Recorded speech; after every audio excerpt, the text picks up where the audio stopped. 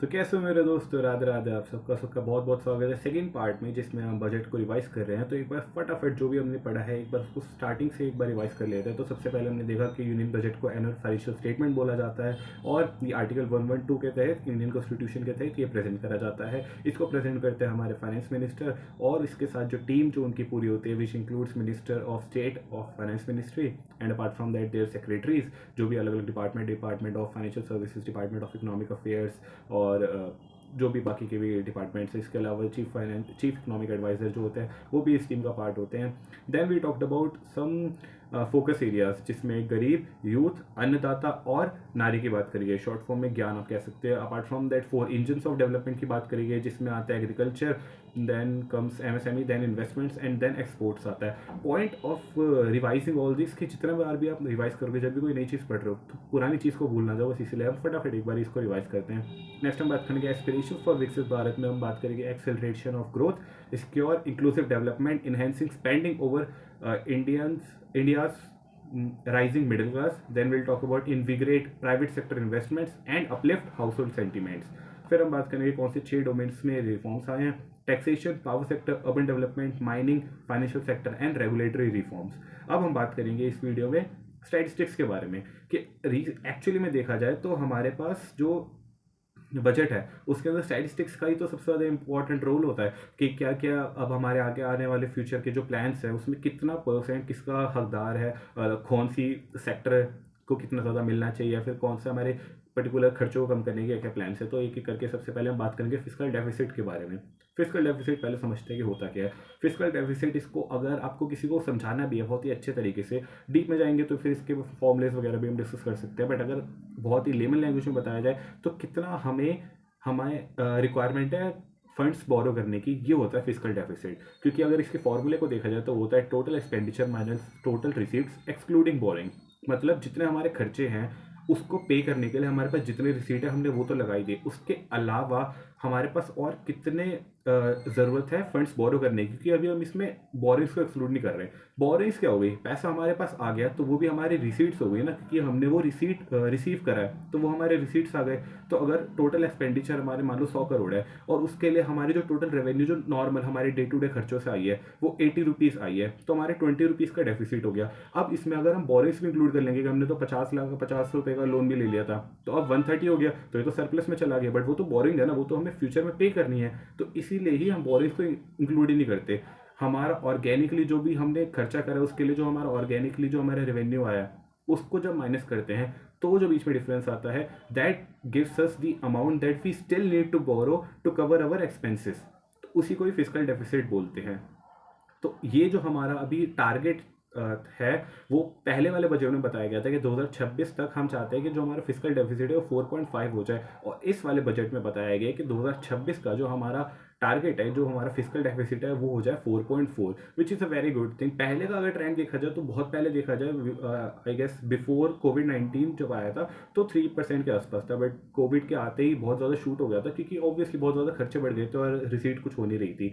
और अब वापस से हम धीरे धीरे जा रहे हैं, because obviously we are in क्या कहते हैं, we are in a journey to become developed. तो उस केस में हम डेवलप कैसे बनेंगे, जब हमारी रिसीट्स जो होंगी वो ज़्यादा होगी, जब हमारे खर्चे कम हो जाएंगे। अभी हम क्योंकि डेवलपिंग नेशन है तो खर्चे ज़्यादा होने ही होने हैं, डेफिसिट होना ही होना है। तो we are in a right direction, क्योंकि हम पहले बजट में कह रहे थे कि 2026 तक 4.5% ऑफ जीडीपी होना चाहिए, लेकिन अभी 4.4% है। अब एक और चीज़ मैंने बोली कि 4.4% ऑफ जीडीपी होना चाहिए बाय द एंड ऑफ 2026 जो फाइनेंशियल ईयर है। अब इसको as a percentage of GDP ही क्यों देखा जाता है, ये बहुत ज़्यादा ज़रूरी चीज़ है, क्योंकि जो भी आप चीज़ बोलते हैं उससे आपके पास ये क्रॉस क्वेश्चनिंग आ सकती है। तो अगर हम बात करी जाए कि it is represented as a percentage of GDP only because GDP एक तरीके का वो स्टैटिस्टिक है जिसके थ्रू आप बाकी देशों से कंपेयर कर सकते हो। That is why it is very important, और that is why it is used to measure your different kind of statistics. तो अगर फिजिकल डेफिसिट की अगर हम अभी बात करें कि by the end of this financial year जो कि 2025 में ख़त्म हो जाएगा अभी मार्च 31 में, तो अभी का जो हमारा एस्टिमेट है वो ये है कि 4.8% ऑफ जीडीपी हमारा फिजिकल डेफिसिट होगा। नेक्स्ट ईयर का जो है 4.4 है। अब हम बात करेंगे अगले तरीके के डेफिसिट के बारे में, जिसका नाम है प्राइमरी डेफिसिट। ये हम चाहते हैं कि 0.8% हो जाए। सॉरी, इसके पहले हम बताते हैं प्राइमरी डेफिसिट होता क्या है। तो अभी हमने बात करी फिजिकल डेफिसिट की। फिजिकल डेफिसिट हमें बताते हैं कि कितनी हमें बोरिंग्स की रिक्वायरमेंट है। अब बोरिंग की रिक्वायरमेंट हमें हर साल होती है। ये जो अभी एस्टिमेट दे रखा है, इसके हिसाब से हमें 4.8% ऑफ जो हमारा जीडीपी है उसकी हमें रिक्वायरमेंट होगी फंड्स की। तो वो फिर हम फंड्स बोरो कर लेंगे, लेकिन हमने पिछले साल भी तो ली होगी, पिछले साल जो ली होगी उसका इंटरेस्ट पेमेंट भी तो हमें देना है। तो अब हम फिजिकल डेफिसिट में से जितना हमें इंटरेस्ट पे करना है, जो पिछला हमने लोन लिया था, उसको अगर हम निकाल दे तो हमारे पास बचेगा प्राइमरी डेफिसिट। वो प्राइमरी डेफिसिट बताता है कि अभी हमें 0.8% ऑफ आवर जीडीपी, ये हमारे नेक्स्ट ईयर का, अब जो हम भी डिस्कस करेंगे वो होगा नेक्स्ट ईयर 2026 जब खत्म होगा उसके हम नंबर्स को डिस्कस करेंगे। तो प्राइमरी डेफिसिट का जो नंबर है वो 0.8% है। डोंट वरी, बहुत ज़्यादा इंपॉर्टेंट नहीं है, बट जस्ट इन केस अगर आपका इसमें इंटरेस्ट आया है तो आप इसको पढ़ सकते हो। Coming to the next, revenue deficit की बात करेंगे। रेवेन्यू का और मतलब होता है, बेसिकली दो टर्म्स होते हैं, रेवेन्यू और कैपिटल।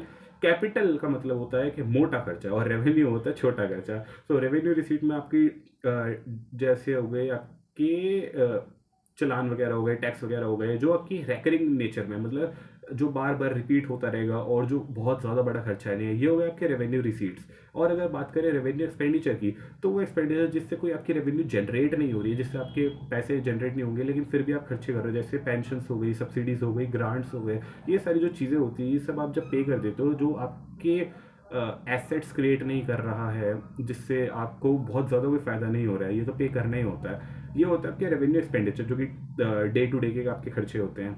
जब आपके रेवेन्यू एक्सपेंडिचर भी ज़्यादा हैं और आपके रेवेन्यू रिसीट्स, मतलब जो आपकी इनकम है वो कम हो रही है फ्रॉम दीज ओनली सोर्सेज, या फिर अगर इसके अलावा भी, but not a very major that is going to change the ownership structure. जैसे फॉर एग्जांपल, अगर आप कोई पर्टिकुलर स्टेक किसी पर्टिकुलर ऑर्गेनाइजेशन में अगर गवर्नमेंट अपना रिड्यूस करती है, या फिर कोई पर्टिकुलर अपनी ऑर्गेनाइजेशन है वो सेल आउट करती है, डिसइन्वेस्टमेंट करती है, तो वो आपका capital expenditure, sorry capital receipts की, क्योंकि उससे बहुत ज़्यादा मोटा पैसा आ रहा है और उससे उनका जो स्ट्रक्चर है ओनरशिप का वो भी चेंज हो रहा है। इसके अलावा अगर बात करी जाए कैपिटल रिसीट्स की, तो उसमें बोरिंग आता है, बिकॉज बोरिंग क्रिएट्स लाइबिलिटी, क्योंकि आपको वो बाद में पे भी करना है। तो ये होता है आपका कैपिटल रिसीट। अगर कैपिटल एक्सपेंडिचर की बात करी जाए, तो अगर आप कोई न्यू रोड्स इंफ्रास्ट्रक्चर में अगर पैसे खर्च कर रहे हो, या फिर अगर कोई नई ऑर्गेनाइजेशन को अगर आप क्रिएट कर रहे हो जिससे आपकी बाद में रेवेन्यू जनरेट होगी, तो वो आपका कैपिटल एक्सपेंडिचर आ गया। लेकिन अगर रेवेन्यू एक्सपेंडिचर और रेवेन्यू रिसीट्स की बात करी जाए, तो छोटे मोटे खर्चे और जो रैकरिंग नेचर के होते हैं, ये वाले जो खर्चे होते हैं, इनको रेवेन्यू रिसीट और रेवेन्यू एक्सपेंडिचर बोला जाता है।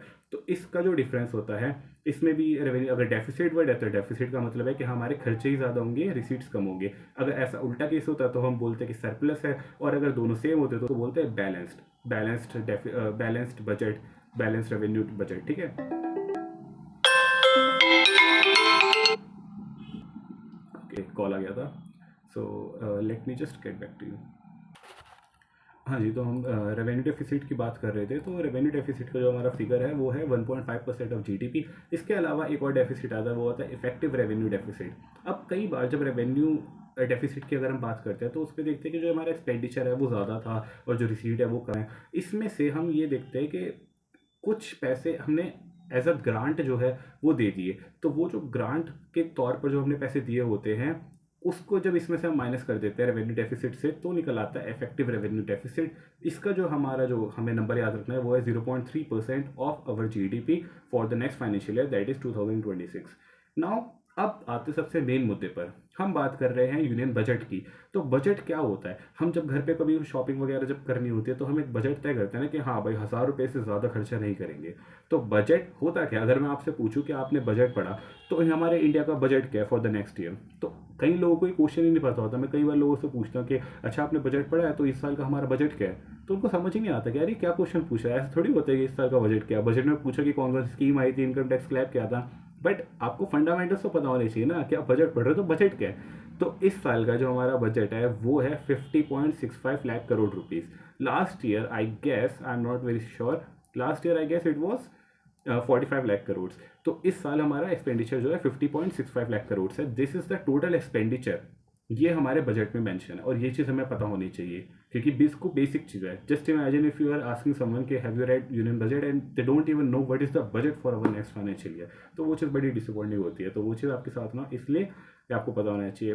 Total expenditure is 50.65 lakh crore, this is the budget. Apart from that if we talk about हम कितना रेवेन्यू रिसीट करेंगे, तो वो है 34.20 लाख करोड़ रुपीज़। कितना कैपिटल हमारे रिसीट्स होंगे, तो वो है 16.20 लाख करोड़ रुपीज़।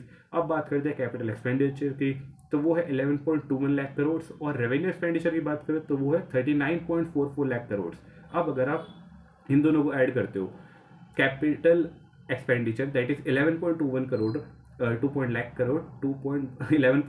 लाख करोड़, और अगर आप रेवेन्यू एक्सपेंडिचर को ऐड करते हो दैट इज 39.44 लाख करोड़, तो इन दोनों को एक बार ऐड करते हैं, 11 + 39 ये हो गया 50, तो वही हमारा टोटल एक्सपेंडिचर भी है। लेकिन यहाँ पर एक बहुत ज़्यादा एक ध्यान देने वाली ये चीज़ है कि हमारा जो रेवेन्यू एक्सपेंडिचर है वो 39 लाख करोड़ से, और जो कैपिटल एक्सपेंडिचर है वो सिर्फ 11.21 लाख करोड़ है। कितना ज़्यादा डिफरेंस है। इससे हमें पता चलता है कि वो चीज़ जो एक्चुअली में हमारे लिए एक सोर्स ऑफ रेवेन्यू जनरेट करेगी, जो कि हमें ज़्यादा फ़ायदा देगी इन द लॉन्ग रन, वो हमारे सिर्फ 11 लाख करोड़ रुपीज़ है। और जो हमारे यूं के खर्चे हैं, जो पेंशन्स वगैरह, ग्रांट्स वगैरह, वो वाली चीज़ें जिससे कुछ बेनिफिट नहीं निकल कर आएगा, वो हमारे 39 point something lakh crore rupees है। तो अपने आप में बहुत ज़्यादा डिफरेंस है। ये चीज़ का गैप जितना ज़्यादा कम होगा, जितना ज़्यादा हमारा कैपिटल एक्सपेंडिचर ज़्यादा बढ़ेगा, हमारे लिए उतना ही बेनिफिट रहेगा, because we are in a journey to become develop nation. इसके अलावा अगर बात करी जाए तो अगर हम ये देखें कि अगर रिसीट्स में भी आते हैं दो चीज़ें बेसिकली, टैक्स के रिलेटेड हमारी कितनी रिसीट होगी। टैक्स वाले जो पैसे होते हैं, जो हमारे रिसीट होते हैं, ये होते हैं रेवेन्यू रिसीट, क्योंकि इससे ये हमारी एक रेकरिंग इनकम है ना, ये तो आनी ही आनी है। इनकम टैक्स हमें लेना ही लेना है, या फिर अगर नॉन टैक्स रिसीट्स की भी अगर बात करी जाए तो उसमें आते हैं कि कितने हमने कोई अगर फीस वगैरह भर दिया, हम कहीं गवर्नमेंट ऑर्गेनाइजेशन में जाएँ, उसके पर्टिकुलर सर्विसेज लेने के लिए जो भी हमने फीस पे करी वो होती है नॉन टैक्स रिसीट। इसके अलावा कभी हमने कोई फाइन वगैरह भर दिया, चालान वगैरह भर दिया, ये भी आते हैं हमारे नॉन टैक्स रिसीट्स में। बट अगर टैक्स रिसीट से अगर हम बात करी जाए तो डायरेक्ट टैक्स से we are expecting to receive 7.1% of our GDP, and indirect tax से अगर बात करी जाए तो 4.9% ऑफ आवर जीडीपी हम ये एक्सपेक्ट कर रहे हैं कि इससे मिल जाएगा। इनडायरेक्ट टैक्स की बात करी जाए तो it mostly covers the GST part. देखा जाए तो दोनों को अगर ऐड करेंगे तो 12% of our income is going to be received from our taxes for the next financial year 2026। ये हमारा एस्टिमेट है, मतलब ये हमारा प्लान है। तो इस वाली वीडियो को भी हम यहीं पर फिनिश करेंगे, और हम अगली वाली वीडियो में कुछ मेजर स्कीम्स के बारे में बात करेंगे जो रिसेंटली अनाउंसमेंट हुई है। तो ये वाली वीडियो को हम यहीं पर ख़त्म करते हैं। I will see you in the next video.